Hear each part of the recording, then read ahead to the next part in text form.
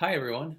I wanted to put out an introductory video for the course, and I wanted to go over some details that I think will help you work through the semester. So within the first module, there is a VoiceThread assignment under the introductory folder in the first module that tells you how to set up a VoiceThread and to leave a comment on my VoiceThread that introduces yourself a little bit. I'm going to introduce myself here in a minute, but I also want to learn a little bit about you. So you don't have to share your life story, but I do want to know a little bit about you, things you like to do or your interests, maybe just talk about how you feel about this class, what you look forward to, concerns that you have, things like that. It will be good to put a face to the name. If you don't want to do a video, that's okay. VoiceThread, I'm pretty sure, still has an audio feature that you can just record yourself. If you don't have a webcam, that's okay too. It's not a requirement to do a video. And if you really can't do it, you don't have a microphone for some reason, you don't have a video, or your computer's broken or whatever, just shoot me an email. It's not a do or die thing. But just want to get to know you guys a little bit. So as for me, my name is Josh Tangway, and I have been teaching at Fort Hays for about 4 years now.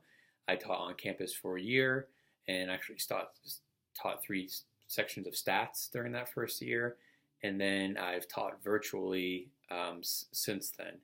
That is mainly because one of the reasons why I went into practicing therapy. I am a therapist by trade, and this is actually my office. I do have a private practice now with one of my colleagues, and that's been really great.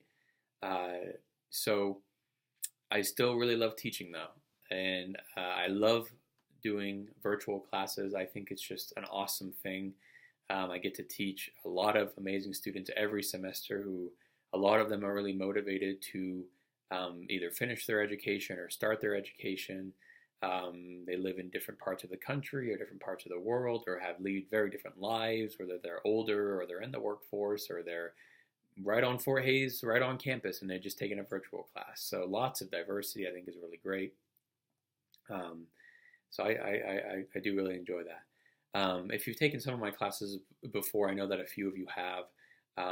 Please know that I try to make myself very available. I'm really quick with emails, so shoot me an email and I will get back to you. I respond to those within 24 hours. If you don't hear back from me within 24 hours for some reason, then shoot me another email. Just say, hey, I sent you this email, and then, if for some reason I missed it, I will get it then, but I usually don't. So I'm quick with emails. Also, you can call me. My number is on the syllabus. That is my personal cell number. You can call me if I can't talk at that time or I don't pick up. You can leave me a message and I'll get back to you. Or you can email me setting up a phone appointment and I can talk with you during a time that works for both of us. I want to make myself available to answer you guys' questions. So now, a little bit about me. You may be wondering why my cell phone number is a 207 area code. I did grow up in Maine, and I really enjoyed that. I really enjoy Kansas too. I live in Hays now. I've been out here for about 6 years, so that's been really great.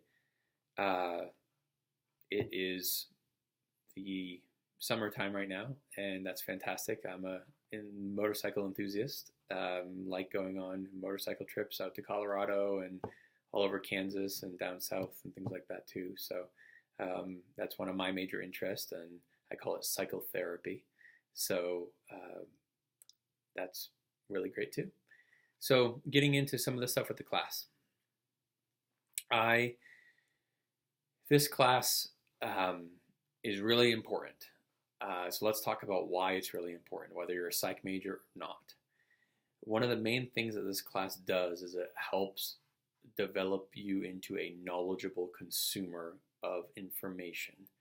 So what I hope for when you finish this class is that when you are reading articles online, they can be peer-reviewed stuff, they can be newspaper articles, they can be Facebook posts, whatever, that you can really think about in a critical way. If they're mentioning numbers or they're making claims about something, that you can say, geez, well, is that, was that statistically demonstrated?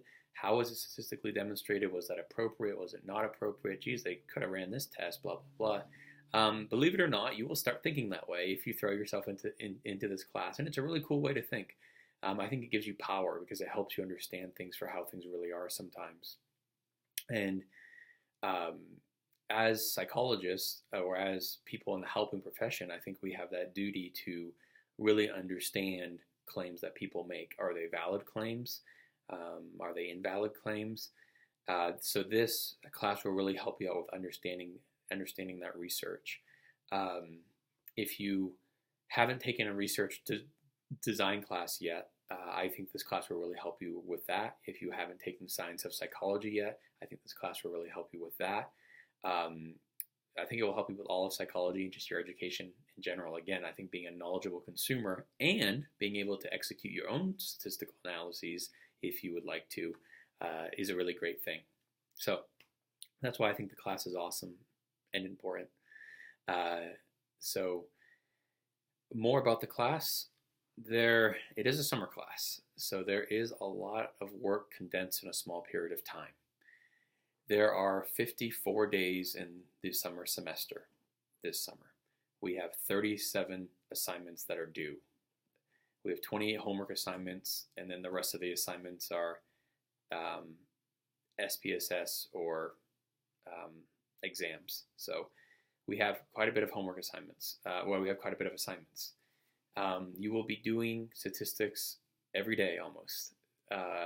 There are a few days where we don't have something due. Those are usually before exams. I try to give you a couple of days to study before an exam and kind of let your mind breathe before you take the exam for that module. So if you are taking this class, and if you're watching this video, you are signed up for it, please keep in mind that it is a labor-intensive class, meaning that there is an assignment due almost every day. That assignment is not necessarily something that will take you 2 hours to do.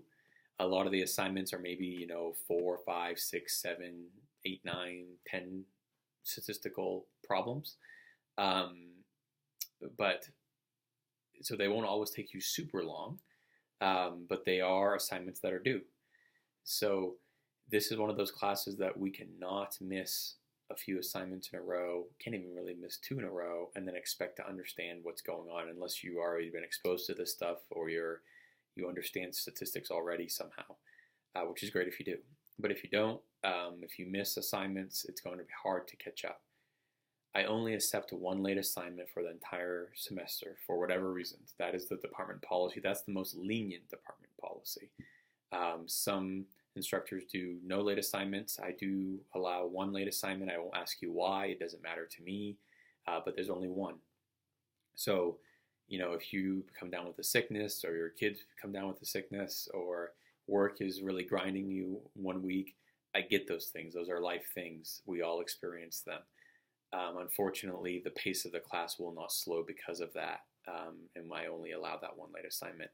I don't mean to drive that into the ground or come off as too strong with it. I just want you guys to understand, because I don't want us to get 3 or 4 weeks in the class and then someone be like, oh, I missed that week and now I don't get what's going on, and now I'm down these points. So please take note of that. Because we have so many assignments in the class, we have a lot of points in the class. There are over 1,000 points, which is a lot. So there's a lot of opportunity for you to do really well.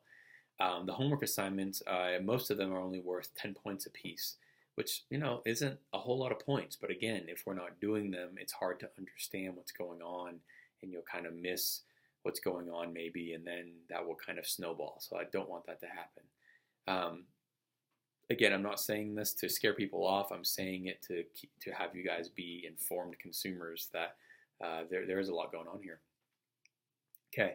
In terms of more material stuff with the class, I do have a second video that I posted in Module 1 that walks through. It is a screencast video, so it's of my screen going through the different material in the class. I break down for you the different assignments and kind of how to work through a module and how to find information. There is a lot of support in this class. There's a lot of information, but there's a lot of support. There are videos showing you how to do calculations by hand. There are audio lectures that correspond with the PowerPoints. Those audio lectures were done by Dr. Jeanette Naylor. who's kind of our statistical expert on campus in the psychology department. So there's a lot of support. There's helpful handouts for different things. The book is fantastic. The book is awesome. You need to get the book for this class. The homework assignments are in it, so obviously. But also, it's a great book. There are great examples. I think it's easy to understand. It's not dull. They give good examples. So there's a lot of really good things. So please get that book stat if you do not have it, as we have a homework assignment due on the 8th, I think. Okay, in terms of math for the semester, if you can take the square root of something, then you can do this class. There are not very sophisticated mathematical concepts going on here. Taking the square root of a number, again, is the most sophisticated thing. Some of the formulas will be intimidating. Some of the formulas for a t-test or correlation will be like, whoa, look at all these parentheses and variables and blah, blah, blah. It's really not as bad as it looks, I promise you. A lot of it is just simple addition, subtracting, multiplying, squaring, and taking a square root. That's it. It's just the process. It takes diligence, not being a mathematical whiz. So, calculator. So that means you don't need more than a scientific calculator. You don't need a graphing calculator. You don't need to go spend $120 on that. A simple scientific calculator will do the job. You do not need to buy SPSS. So you do not need the statistical software to do the analyses. The SPSS assignments, which I talk a little bit more about in that video, in the second video, they are interpretations. So you will have SPSS information on there, especially as we get into the actual test for the first one. It's kind of more, verbiage than it is numbers. But it's just interpretation, which is really important because, again, we're working to become knowledgeable consumers of it.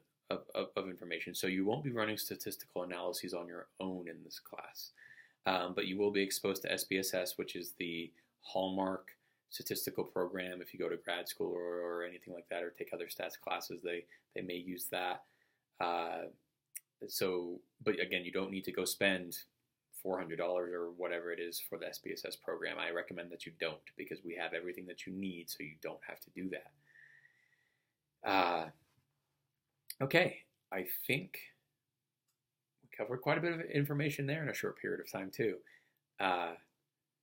If you have any questions about what I just said, feel free to email me. Feel free to ask me questions. Feel free to set up a phone appointment if you need to, okay? I am more than willing to talking about things with you. So Module 1 starts on June 6th here. Please go over the syllabus. Please go over that second video I talked about. I'll post some more videos through the semester explaining things. If anyone has any requests for any videos explaining something, I will certainly do that. Again, my goal is to have this class be user-friendly. I want things to go smoothly for you guys, so the work is being done with you actually doing the classwork, not trying to figure out what you have to do. There is one thing I forgot. Okay, the only assignment that you don't have to turn in for credit are the exam reviews. I'll put out an announcement about this too. But the exam reviews, it says on the syllabus that there's a due date for them. You don't have to turn those in, but you can get extra credit for them. So it's the exam reviews that come before the exam. You don't have to turn those in. Those are optional, but you can turn it in, and you can get up to 10 points of extra credit. So, if you do it flawlessly, that could be 60 points of extra credit for you right there, which is, 60 points is quite a bit. That's stuff to make up if you miss a homework assignment or something like that. So there is a game to be played there. But I recommend you do them because, again, not only for extra credit, but it's good practice for the exam. The exam will be very, very, very, very similar to the exam review for the most part. So